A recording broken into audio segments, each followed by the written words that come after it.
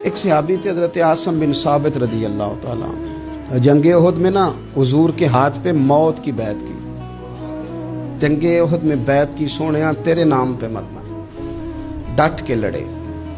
سلافہ بن سعد کے 2 بیٹے بدر میں قتل کیے انہوں نے. ایک قبیلہ غزیل تھا, انہوں نے احد کے بعد حضور سے کہا کچھ قاری ہمیں دے دیں, ہم نے قرآن سیکھنا ہے. تو نبی پاک نے کچھ بندے بھیجے تو عاصم بن ثابت کو بھی بھیجا, لیکن انہوں نے دھوکہ کیا.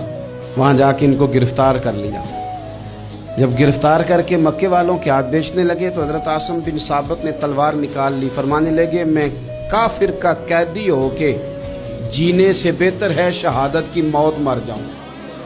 کافروں کا قیدی لڑے اور فرمانے لگے میرے کمان میں تیر باقی ہے, میں لڑوں گا اور اتنا لڑوں گا کہ تمہیں پتہ چلے گا مجھے لڑنا آتا ہے. اور فرمایا میں صبر کروں گا اور صبر کر کے دکھاؤں گا, میں ڈٹوں گا اور تمہیں ڈٹ کے. اکیلا بندہ میدان میں ڈٹ گیا, اکیلا.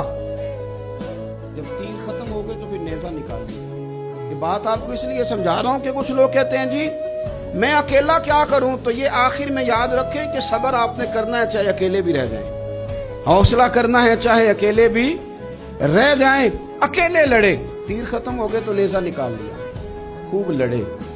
اب اس نے قسم کھائی تھی کہ میں نے ان کی کھوپڑی پہ معاذ اللہ کھوپڑی منگانی ہے, سر منگانا ہے.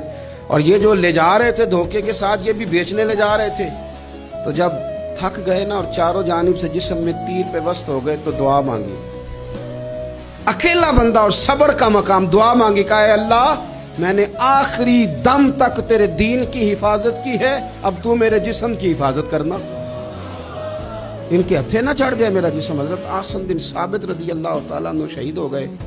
کافر قریب گئے جسم پکڑنے کے لیے, گرفتار کرنے کے لیے, سر کاٹنے کے لیے, تو شہد کی مکھیاں آ گئی, پورے جسم پہ قبضہ کر لیا. قریب جاتے تو مکھیاں لڑتی, کہنے لگے پیچھے ہٹ جاؤ, شام ہوگی نا توڑ جائیں گی, پھر ہم سر کاٹ لیں گے.